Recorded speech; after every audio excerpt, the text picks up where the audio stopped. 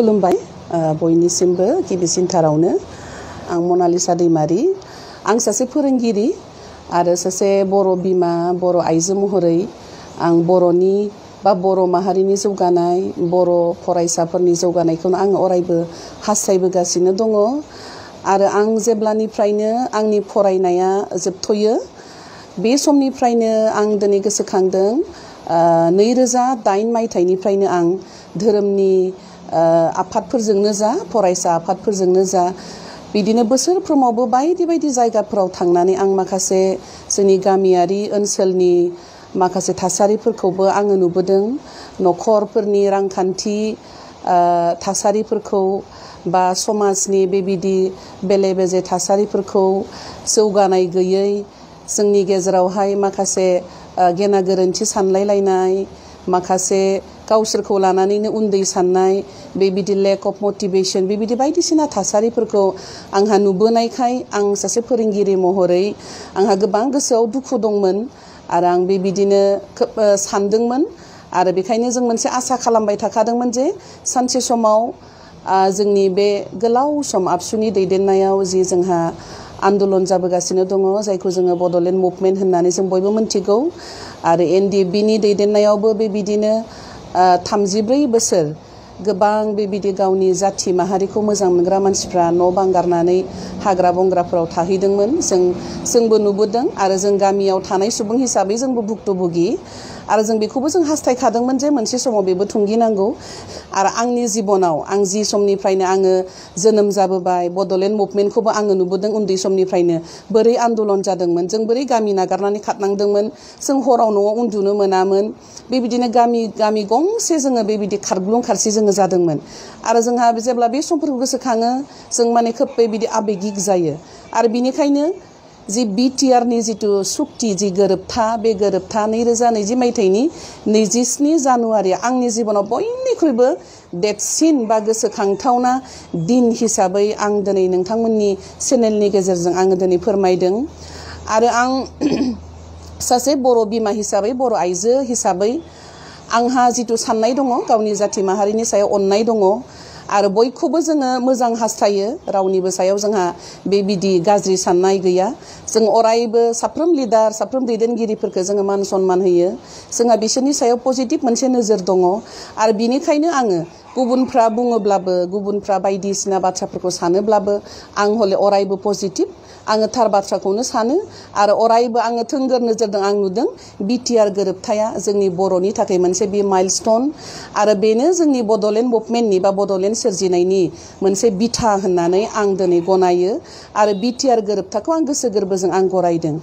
जायफोरा दिनैयो सुक्ति खालामबाय जोंहा BTCनि मानगोनां चिफ हाग्रामा बिथां सारनि नुजाथिनायाव उइटनेस महरै जोंनि NDFBनि मोनब्रैबो फेक्सननि दैदेनगिरि बिथांमोन जोंनि आबसुनि मानगोनां बारग' जोंहा बिथां प्रमद सार आरो बिथां लरेन्स इस्लारि बिथांमोन साफ्रोमखौबो आरोबाव आं दिनै खनसेबाव आंनि गोसो गोरबोनिफ्राय आङो साबायखर बावदों आरो जेसेबां रायजो राजाफोरा बै दिनखालि गोसो गोरबोजों बे BTR गोरोबथाखौ बरायदों आं गावनो मेगननि नोजोरजों आं नुदों गामि गांखननि मानसिफोरा बोरै रंजादों बोरै गोजोननाय मोनदोंमोन आरो बै एखे बेबायदि थासारियानो जाहाथे जोंनि बर' समाजावहाय आरोबाव फैफिनो जि थांखिजों जि गोसो मोनसेजों बै दिनावहाय 27 जानुवारि 2020आव जेरै बरायदोंमोन आं बयखौबो खावलायदों नोंथांमोन साफ्रोमबो बे एखे सिन्ता बे एखे नोजोरजों बे BTR गोरोबथाखौ नायगोन मानोथो होनोब्ला आं सासे फोरोंगिरि हिसाबै आं फरायसा आफादजों बा फरायसा गथ'फोरनि प्रब्लेमफोरजों आं मोगा मोगि जानायलाय आं बांसिन BTR बे गोरोबथाखौ आं बांसिन माने मोजां मोननाय जाहोना बे एडुकेशननि नोजोरजोंनो आङो नायदों आं मिन्थिगौ आंनि न'खरावबो आंहा गोबां बेबायदि फरायसाफोर दङ आरो जोङो हानायसेबाङाव जोङो बिसोरखौ जेसेबां हायो जोङो मटिभेट खालामदों आंनि गोसो गोरबोजों आङो बेखौ नुदों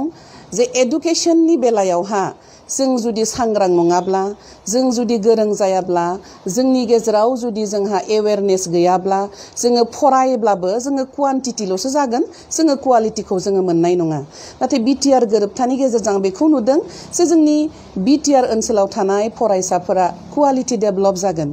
दिनै आं बेखौनो बुंनो सानो जे एनआइटिखौ आं सिगांग्रो आङो मख'ग्रोनो आं इच्छा खालामबाय जोंनि गामि ओनसोलनि साबेसेया एनआइटि होनोब्ला मोनथियो जोंनि न'खरावनो रावबो मोनथिया जेब्लासिम जोंनि गथ'फ्रा माने साइन्सआवहाय पास जाबाय पास जानाय इन्जिनियारिं फरायनो होनो बिदिनो JEE आनजाद लिरो नाथाय बिनि उनावहा बोरै जायो बोरै एडमिशन मोनो जोंनि गथ'फ्रा मोनथिया जेब्ला एनआइटि होननानै बुंगोन बा जोङो एनआइटि इनस्टिटिउटआ जोंनि बिटिआर ओनसोलाव दायो गायसनजागोन बे गोरोबथानि गेजेरजों जेराव जों मोनथियो मोनसे रायजोआवहा गंसेल'सो थायो अलरेडि जोंहा आसामाव दंखायो सिलचरावहाय बेखौबो आं सानो 5% जोंनि बर' मानसिफ्रा बे एनआइटिनि बिषय मोनथिगोनदां बा मोनथि होनना आं फोथायो दा एनआइटि फैनाय लोगो लोगो जोंनि गामि ओनसोलनि मानसिफ्रा दिनै सांग्रां जागोन बेयाव फरायनोब्ला आंनि फिसाया मा फरायनो नांगोन बोरै जोङो बेयावहाय एडमिशन मोनगोन बेबायदिनो जोङो एसेहै जोंनि गथ'फ्रा दिनै जेसेबांखिनि जौगाबोबाय आरो बिनिख्रुइ बांसिन आं फोथायदों दिनै बे बिटिआर गोरोबथानि गेजेरजों जोंनि सेंग्रा सिख्लाफ्रा उथिबोनाय सेंग्रा सिख्लाफ्रा बे इन्जिनियारिं बा जोङो टेक्न'लजिनि बेलायाव गोबां बेबायदि जौगासारनाय मोनगोन आरो एवेयारनेस फैगोन होनना आं बिसा खालामदों आरो बेयाव फरायनोब्ला बोरै जोङो साखाफारा जानांगौ जोङो क्लास 8 निफ्रायनो क्लास 9 निफ्रायनो जोंनि गथ'फ्रा सांग्रां जागोन आरो फोरोंगिरि बिथांमोनाबो बुंनो हागोन एनआइटिआ मा आरो बेखौथ' जोङो नेक्स्ट टु आईआईटी होननानै जोङो मोनथियो जाय गथ'फ्रा आईआईटीआव एडमिशन मोना बिसोरो एनआइटिआव एडमिशन मोनो जोंनि गथ'फ्राबो 50% बे सुबिदाखौ जोंनि गथ'फ्रा मोनगोन बेयाव थाखा फैसानि खोथा फैनाय नङा जोङो गोजानाव फरायनोब्ला जोंनो गोबां रांखान्थि नांगौ जायो जोंहा थाखा फैसा नांगौ जायो नाथाय जोङो अदालगुरियावनो मोननाय लोगो लोगोनो अदालगुरि ओनसोलनि साखाथि फाखाथियाव थानाय बयबो बे खाबुखौ मोनगोन आरो गोनां गैयै बयबो बेयावहाय मुलाम्फा जागोन होनना आं फोथायो जेराव जोङो नुदों इन्दिरा गान्धीनि मुङावहाय जोङो सेन्ट्रेल इउनिभारसिटि जोङो मोनगोन दा दिनै भैरबकुन्द'आव बे सेन्ट्रेल इउनिभारसिटि जानाय लोगो लोगो जोंनि भैरबकुन्द ओनसोला जौगागोन जोङो नुयो भैरबकुन्द'आ जोंहा भुटान अरुणाचल आरो आसाम बेखौ जोङो मोनथाम बेन्दोंजों जोङो बेयावहाय बयबो जोङो मोनथिखायो आरो बेयाव मोनसे टुरिजम प्लेस होननानैहा बुंदों नाथाय जोङो बेयावहाय नुदों आरो नुबोबाय थादों प्राय 2005 आवहाय सेथिबार बेयावहाय टुरिजम मेला जोङो नुदोंमोन आरो देग्लायबो जोङो नुदों नाथाय बेबायदि नङालासिनो जेब्ला बे इनस्टिट्यूटआ फैगोन बिनिख्रुइ देरसिन जोङो बेखौ जोङो नुनो मोनगोन बे ओनसोलाव थानाय मानसिफ्रा बेयावहाय जोङो एबजर्ब जानो जोङो खामानि मोनगोन फरायसाफ्राथ' फरायगोनानो बाकी मानसिफ्राबो गुबुनफ्राबो बेयावहाय गोबां सुबिदा मोनगोन पेइं गेस मानसिफोरनि थाखाय न' लुना होनो खाबु मोनगोन क'क्राझारखौ नायहर जेब्ला मोनसे ओनसोलाव इनस्टिट्यूट फैयो बे ओनसोला उन्नति जायो लामाया डेभेलप जायोब्लाबो दालां जायोब्लाबो इनस्टिट्यूट जुदि फैयाब्ला बेयावहा जोङो कमार्शियेल पारपासनिफ्राय जोङो जेसेबां जौगानांगौ बेबायदि जौगानो जोङो हाया नाथाय जेब्ला बेयाव इनस्टिट्यूटआ जागोन अब्ला साखाथि फाखाथि थानाय लामायाथ' जोंहा जाखागोन लामा दथाफ्रा नाथाय बे खाथि खाला थानाय मानसिफ्रा बयबो सोलोंथाइनि बिथिङाव सांग्रां जानायजों लोगोसे गावसोरखौहाय रांखान्थि बेलायाव जौगानो खाबुफोरखौ मोनगोन आरो आं फोथायदों जोंनि बे बिटिआर ओनसोलाव थानाय 50% सुबुङा बेयावहाय साख्रि मोनगोन खामानि मोनगोन आङो बेखौ फोथायदों आरो जोङो दिनै मोनथिगौ जोंनि गथ'फोरा गोबां बेबायदि गोजानाव थांनानैहा फरायो जोङो दिनै हटेल मेनेजमेन्टनि खोथा बुंदों टुरिजम एन्ड हटेल मेनेजमेन्टनि खोथाखौ जोङो मोनथिगौ नाथाय जोंनि गथ'फ्रा जोङो बेखौहाय एसे फरायनानै ड्रप आउट जानानैसो जोङो सोरनिबा आन्दाराव जोङो खामानि मावो लेबार हिसाबैसो जोङो खामानि मावो नाथाय जों दिनै बे बिटिआर गोरोबथानि गेजेरजों बेखौ मोनदों जे टुरिजम एन्ड हटेल मेनेजमेन्ट जोंनि गथ'फ्रा जेब्ला हटेल मेनेजमेन्ट जोङो बेखौ जेब्ला जों फरायगोन जोंनि गेजेराव जेब्ला बे हटेलफ्रा जागोन बेयावनो जोङो साख्रि मोनगोन खामानि मोनगोन आरो मोनसे डिस्ट्रिक्टखौ सलायनो थाखाय आं साननानै मोनदों मोर देन 50,000सो जोंनि इमप्लयिसफोर नांगौ दिनै जोंहा जोंनि बिटिआर गोरोबथायाव जोङो जोंनि बे बिटिआर ओनसोलाव थानाय मानसिफ्रा जोङो 100आव 80% जोङो खामानि मावनायनि बे सुबिदाखौ मोनगोन आरो जों मोनथिगौ जोंनि बर'फ्रा जों आबाद मावो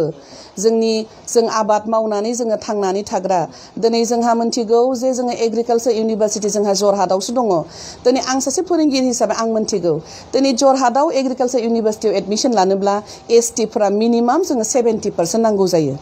आरो जाय इन्टारभिउ पास जाबाय जायहा हायार सेकेन्डारि साइन्सआवहाय 70% थायो बिसोरसो मोनो एसटि आव दा जोंथ' मिथिगौ जोंनि बर' मानसिफोरा जेनेरेल कटायावथ' कम्पिट खालामनो हाया एसटि कटा जि इसि कटा बेयावबो जोङो 7%ल' बबेबा बोसोराव सासे बा सानैल' मोनो आं गावबो थांदोंमोन मोनसे समावहाय आंबो एग्रिकालचार माने बिएससि एग्रि बिएससि फरायनो थांदोंमोन बै समावनो माने नियर एबाउट 70% थांदों आंबो माने पार्सेन्टेज खमखाय आं एडमिशन मोनाखिसै दिनै आं फोथायदों आं सेंग्रा सिख्लाफोरखौ जायफ्रा फरायसाफोर दङ फरायगासिनो दं आं नोंथांमोनखौ थुलुंगा होदों मटिभेट खालामदों जेराव जोंहा रौतायाव जोंहा अर्गेनिक इउनिभारसिटि जागोन नोंसोरनि थाखायनो दिनै जाय दैदेनगिरिफ्रा बे बिटिआर सुक्तिखौ खालामनानै लाबोबाय बे गासैबो जोंनि उथिबोनाय इयुन जेनेरेशननि थाखाय इयुन जोलैखौ रैखाथि होनो थाखाय बिसोरखौ थांना थानायनि मोन्थाय होनो थाखाय रांखान्थि जौगाहोनो थाखाय बिसोरखौहाय मोनसे मोजां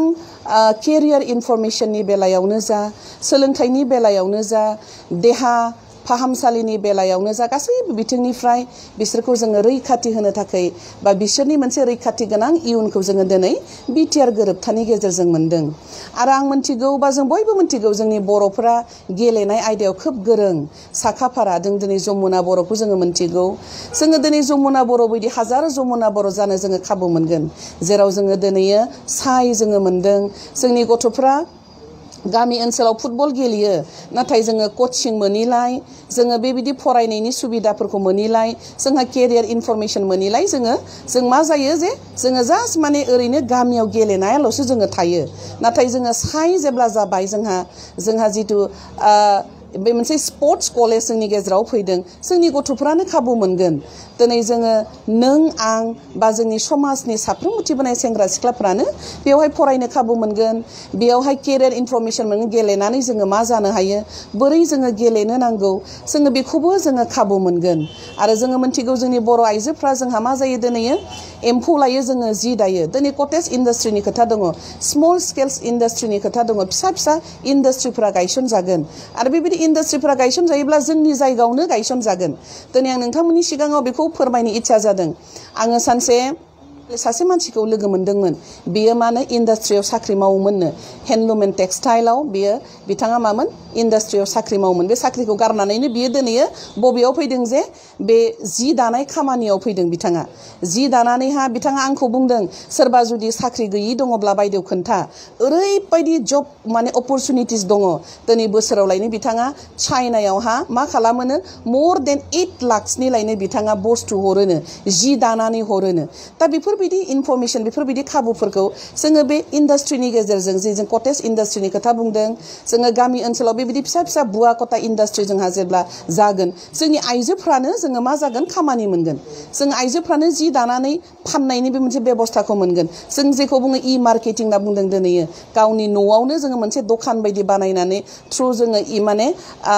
मबाइलनि गेजेरजों जोंनि बे दखानफोरखौ दिन्थिहरनानै जोङो दिनै फाननायनि खाबु बायनायनि खाबुफोरखौ जोङो मोनगोन दा अब्ला जोङो बेखौ जेब्ला जों मोनगोन निस्सय जोंनि बर' आइजोफ्रा जों जितु जौ संनानै फाननाय जोंनि न'खराव जितु जौ लोंनानै बिसि फिसाय दावराव दावसि जानाय बेफोरबायदिफ्रा जोंहा जोबगोन जोंनि गथ' गथायफोरखौ फोरोंनो थाखाय मोनसे रांखान्थिनि बेलायाव जौगानायनि मोनसे खाबुखौ मोनगोन आं दिनै फोथायदों आरो जोङो मिथिगौ बेयावहाय handloom and textile industry matric pass जानानैनो जोङो फरायो जायफोरा सोरबाबा हायार सेकेन्डारि पास जाना फरायो दिनै जोंनि बर' गथ'फ्रा हेन्डलुम एन्ड टेक्सटाइल इन्डास्ट्रिनि थाखायबो जोङो बेयावबो जोङो फरायनो थाङा जोङो मोनथियानो जोङो हेन्डलुमाव जोङो बोरै साख्रि मोनो टेक्सटाइल इन्डास्ट्रियाव जों बोरै साख्रि मोनगोन दिनै जायफोरा इन्टारेस्टेड गथ'फोर बिसोरो दिनै बेयावबो फरायनायनि मोनसे खाबु मोनगोन मोनफ्रोमबो डिस्ट्रिक्टआव दिनै JNV जवाहर नवोदया बिद्यालया गायसनजागोन जोङो बेखौ मोनथिदों जोंनि बे गोरोबथानि गेजेरजों जोंनो बेबायदि खाबुफोरखौ जोंनो लाबोदों दिनै बेखायनो आं बयखौबो खावलायदों जोङो बयबो बर' फिसाफ्रा जोंनि बर' आइजोफ्रा बर' बिमाफ्रा बर' बिफाफ्रा जायफोरा नट इन्टेलेक्चुवेल बा जायफोरा गोरों नङा जायफोरा लेखा फराव खोब बेबायदि गोरों गोरा नङा नोंथांमोना सों गामि ओनसोलाव जे बिटिआरआ जोंनि थाखाय मा लाबोदों जे गोबां बेबायदि बांसावदों आंबो नुदों निउस मिडियाफोरनि गेजेरजों जेबो गैया होनदों नाथाय जेब्ला अबजेक्टिभआव जोङो नुदों बेयावहाय आं बेनिखायनो आं खावलायदों जों साफ्रोमबो बर' आइजोफ्रा जुदि थारैनो गावनि गथ'खौ मोजां मोनोब्ला गावनि बर' माहारि जोलैनि जौगानायखौ मोजां मोनोब्ला बयबो जोङो बे बिटिआर एकर्डखौ जोङो गनायनांगोन आरो जों गोसोनि मेगनखौ बेखेवनानै नाय माथो दंमारो गुबुना बुंनायाव दा फोथाय आरो आं बेखायनो नोंथांमोनखौ खावलायदों जे जोङो सोलोंथाइनि बेलायावथ' जों गोबांखौनो जोङो मोनबाय जोङो थारैनो जौगाथारगोन जोङो बेबायदि मोनसे खाबुखौ जोंनो दिनै लाबोदों आरो आं बेखायनो बे समाव बुंनो सानदों जे आं सासे पलिटिकेल साइन्सनि फोरोंगिरि हिसाबै आङो दिनै नुबोदों 1947 मायथाइनिफ्राय जेब्ला भारत स्वाधीन जादों बेबायदिनो गोबां समाव गुबुन गुबुन बेबायदि मुभमेन्टफ्रा जाबोदों आरो बे मोनफ्रोमबो मुभमेन्टखौ भारत सरकारा गणतान्त्रिक बेबस्थाजों सल्युशन खालामनो थाखाय मोनसे मोनसे मोनसे बेबायदिनो बिथांमोना बेबायदि स्टेपफोरखौ लाबोदों थिग बेबायदिनो बर'आबो गावनि आलादा बर' रायजो बिनानै जोङो आन्दलन खालामबाय आरो बेबायदिनो गणतान्त्रिक बेबस्थाजों बर'फोरनि एम्स एन्ड एसपिरेशन्सखौ फिलआप खालामबा फुलफिल खालामनो बिसोरनि नागिरनायफोरखौ बिसोरनि हास्थायनायफोरखौ सुफुंनो होननानै जोङो सेथि जोङो बिएसि एग्रिमेन्ट जोङो मोनदों आरो बिनि उनाव जोङो बिटिसि एग्रिमेन्ट जोङो मोनदों बे दिनैनि बे थामथि एकर्डआबो बेनो जे जों जिहेतु गणतान्त्रिक देशनि जोङो नागरिकखाय सरकारा जोंनि एम्स एन्ड एसपिरेशन जोंनि हास्थायनायफोरखौ अरायबो बिसोरो माने गणतान्त्रिक बेबस्थाजों सल्युशन खालामनो हास्थायो आरो बेनो दिनै जोंनि बर'लेण्ड मुभमेन्टनि जोंनि हारिमु जोंनि थामोनथा जोंनि राजखान्थि रांखान्थि जोंनि राव थुनलाइ बे गासैखौबो लानानै इथनिक सिटि आरो जोंनि कालचारेल जों गासैखौबो लानानैहा मोनसे एज ए होल जोंनो दिनै मोनसे रैखाथि होनो थाखाय बे मोनसे एग्रिमेन्टखौ दिनै भारत सरकारा गणतान्त्रिक बेबस्थाजों खालामदों आरो बिनिखायनो आं दिनै बरायो आरो बे जागोन जोंनि बर'लेण्ड सोरजिजानायनि मोनसे फाउन्डेसन जेब्ला जोंहा बे इमप्लिमेन्ट जागोन गासैबो जोंनि बे प्रभिजनफ्रा दिनै जोङो मोनथिगोन जेब्ला जोंनियाव हिउमेन रिसोर्स डेभेलप जागोन जोंनियाव जेब्ला रांखान्थि डेभेलप जागोन जोंनि समाजा मोनसे गेरेमसा मोनसे महराव मोनगोन जोङो नेक्स्ट स्टेपआवहाय नेक्स्ट खलबाव जोङो थारैनो जोङो बड'लेण्डखौ जोङो मोनगोन आरो सोरजिजागोन होननानै आं 100% आङो दिनै नोंथांमोननि सिगाङाव आंनि फोथायनायखौ आङो फोरमायदों गुबुन फारसेथिं आं ओरैबायदि गोजोननाय मोनदों जे जोंहा जोंनि बे बिटिआर गोरोबथानि गेजेरजों जोङो एडमिनिस्ट्रेटिभ स्टाफ कलेज जोङो मोनदों एडमिनिस्ट्रेटिभ स्टाफ कलेजखौ जोङो मोनबायब्ला बिनि नेक्स्ट अल्टारनेटिभ हिसाबै आं सानदों जेरै अरुणाचलफोरा मा होनना बुंगोन बेखौहाय बिस्राबो मोनसे अरुणाचल प्रदेशआवहाय इउनियन पाब्लिक सार्भिस कमिसन हिसाबै स्टेटनि बिसोरहाबो जायो दिनै जोङो बर'लेण्ड पाब्लिक सार्भिस कमिसन जोङो सोरजिजानो बा जोंनि गथ' गथायफ्रा जायफोरा एडमिनिस्ट्रेटिभ लेभेलावहाय साख्रि मावनो बेबायदि इच्छा जादों जेरै जोङो मिथिगौ आसामाव जोङो एपिएससि जों मिथिगौ दिनै union public service commission state service commission होननानैहा जोङो मिथिगौ दिनै बेबायदि जोङो बेबायदि सोरबा एडमिनिस्ट्रेटिभ लेभेलाव साख्रि मावनो ओंखारबोनाय गोबां गथ'फोर माने खोब माने मटिभेटेड जानाय गथ'फोर आं लोगो मोनबोदों आरो बिनिखायनो नोंथांमोनखौ आं दिनै खावलायदों जोङो एडमिनिस्ट्रेटिभ स्टाफ कलेज जोङो मोनदोंब्ला बेबो जोंहा नेक्स्ट स्टेपआव बेबो जोंनो जागोन जे बर'लेण्ड सार्भिस कमिसनजों सोरजिजागोन जोङो बेनिखायनो जोङो फरायनो नांगौ दिनै जेसेबां हायो जों गोसो होसारनानै जोङो फरायनांगौ दायो जोङो पेन्डामिक होननानै बुंदों कभिड-19 जोङो न'आव जिरायनानै दङ गोबां गथ'फोरा मबाइल नायनानै बेबायदिनो बेरायलाबायना समफोरखौ हगार हरदों नोंसोरो बेबायदि समफोरखौ दा हगारसै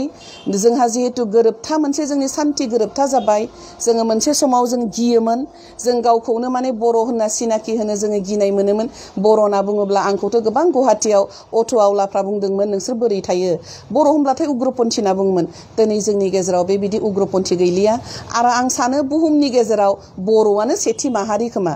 बेबायदि जि माहारिया दिनै गासै आर्म स्ट्रागलफोरखौ ले डाउन खालामनानै सान्थिनि गेजेरजों मोनसे माहारि दानो आवगायबोनाय आरो गासैबो माहारिफ्रा दिनै बरायदों जोङो नुदों गुबुन जाथिफोरनि गुबुन माहारिफोरनि इन्टेलेक्सुयेलफ्रा बिटिआर गोरोबथाखौ बरायदों बिसोर जेबो कमेन्ट होआखै दिनैसिम नाथाय जोंनि गेजेरावसो जोङो एसेबां गिदिर मोनसे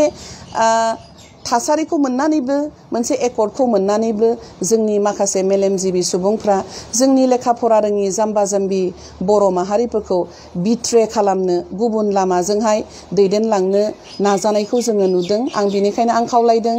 आंबो सासे बेबायदि गिदिर इन्टेलेक्चुवेल नङाब्लाबो बर' माहारिखौ मोजां मोनग्रा गावनि समाजखौ मोजां हास्थायग्रा सासे आइजो हिसाबै आं खावलायदों जाय इन्टेलेक्चुवेल मानसिफ्रा बर'नि मेलेमजिबि मानसिफ्रा जोंनि जाथिनि गेजेराव बेबायदि बोखावनो नाजादों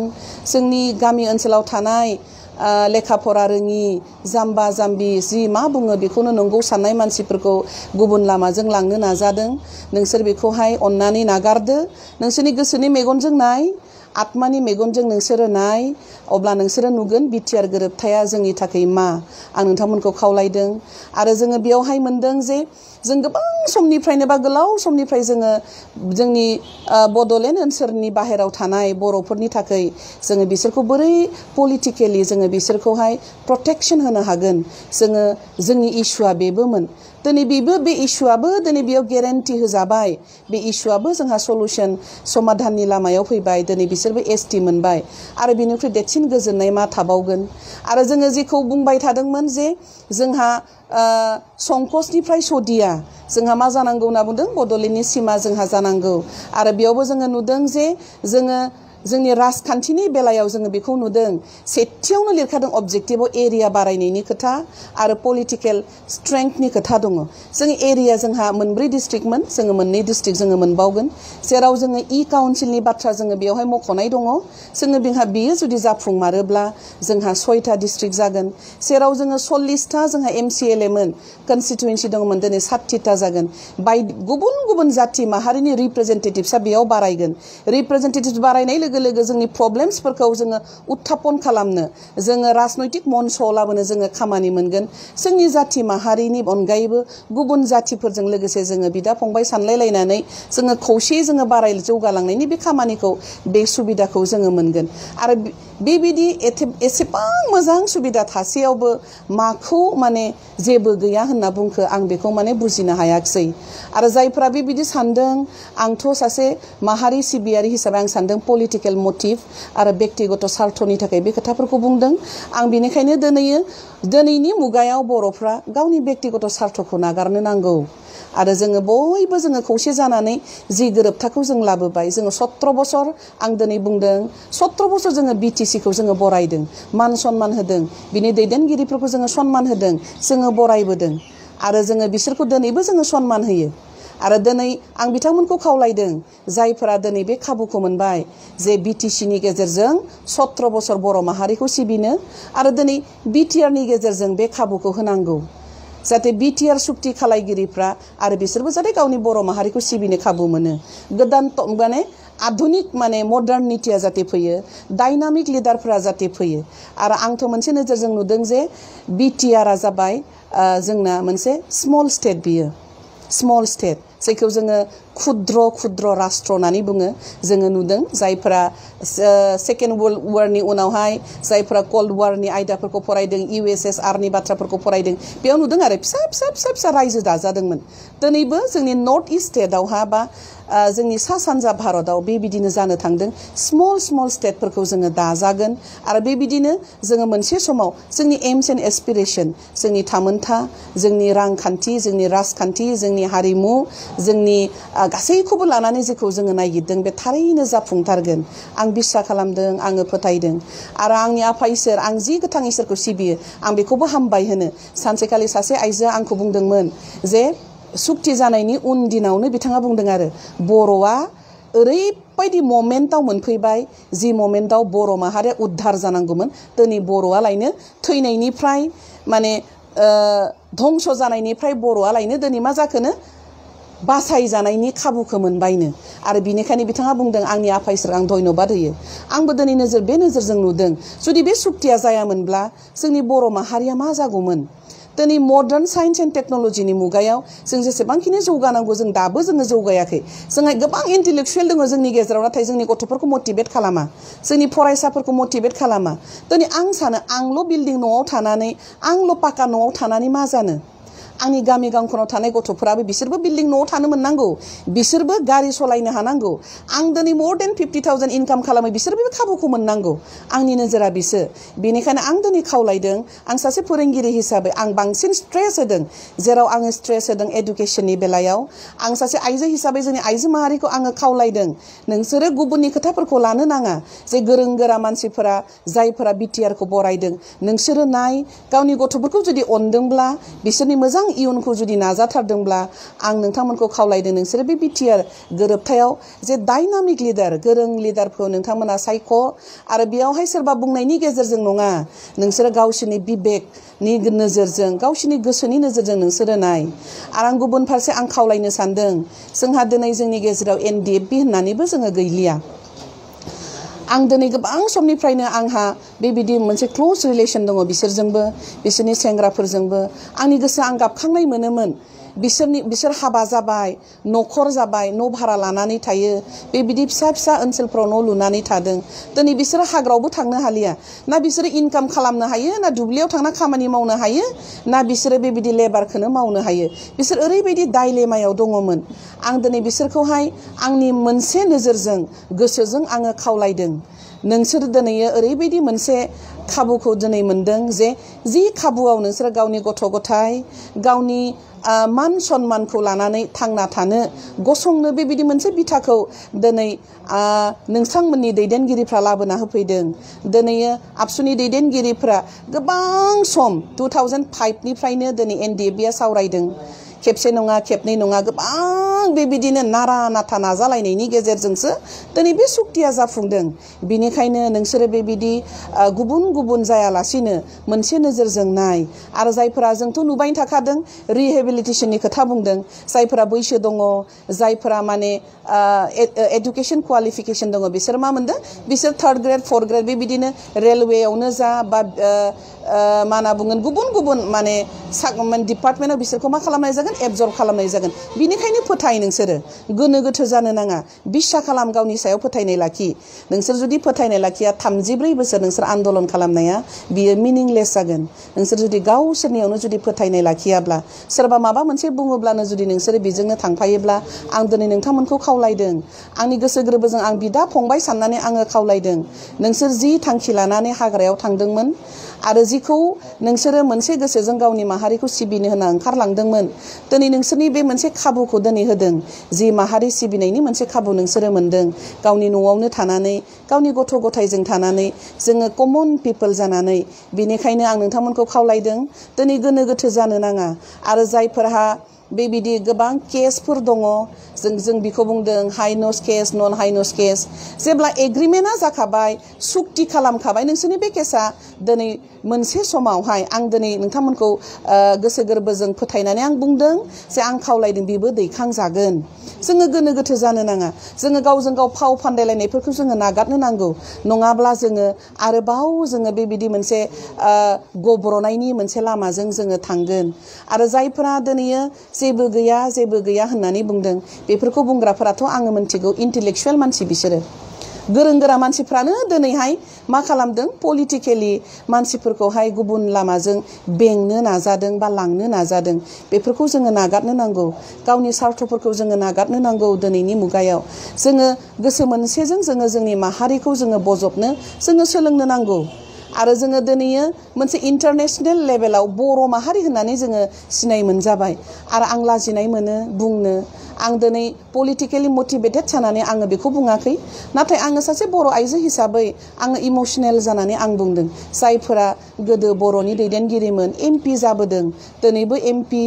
माने MLA मोन मन्थ्रिमोन दिनै बिसोरो मानो बेबायदि गावजों गाव माने बेबायदि मोनसे गोरोबथाखौ लानानै बेबायदि बेरेखा जानो हास्थायखो आं बेखौ नोंथांमोनखौ आं खावलायदों गुरै जानानै जुदिअ आङो बुंनो समाया बैसो लानानै उन्दै आंहा बेबायदि एक्सपिरियेन्स गैया अब्लाबो आङो खावलायदों नोंथांमोना बे गासैखौबो नागारनो नांगौ गावनि ग्रेटार इन्टारेस्टनि थाखाय बर' माहारिनि ग्रेटार इन्टारेस्टनि थाखाय नोंसोर बे गासैखौबो नागार नोंसोरनो गोबां सम बेबायदि नोंथांमोना खाबुखौ मोनबाय आरो दिनै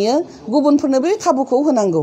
गुबुनफोराबो जाहाथे गावनि माहारिखौ सिबिनो खाबुखौ मोनो। दिनैनि मुगाया जोंनो डायनामिक लिडार नांगौ, गोरों लिडार नांगौ, नङाब्ला जोंनि बे गोरोबथाया जोंहा इमप्लिमेन्ट जानो जों मा जागोन, जोंहा गोब्राब जागोन। दिनैनि मुगायाव जाम्बा जाम्बिनि मुगा नङा।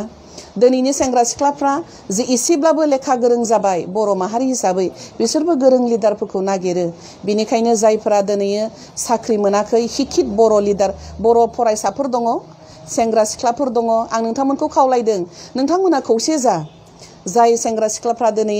भेन्सार स्कुलफोराव खामानि मावदों, माने नन गभर्नमेन्टेल कलेजफ्राव साख्रि मावनानै दङ, दिनै नोंसोरनि थाखाय मोनसे अपरचुनिटि, मोनसे खाबु जे बे नोंथांमोना खौसे जानानै बे माहारिखौ सिबिनायनि। आरो जोङो नुबोदों गोबां मानसिफोराथ' भेन्सार स्कुलाव साख्रि मावनानै जिउ गोमालांबाय। आंनिनो सासे आदै, बिबो बेबायदिनो साख्रि मावोमोन भेन्सार स्कुलाव, बेबो स्कुला माने भेन्सारैनो दाबो दङ, बेबायदिनो बिथाङाबो थैलांबाय। दिनै बिसोरनि गथ' गथायफ्रा बेबायदिनो माने जेरैबायदि मान मर्यादा मोननांगौमोन बेबायदि मोनाखिसै, बेबायदि अभाब अभिजुगनि गेजेरजों बिसोरो फैबाय। दा बिनिखाय आं दिनै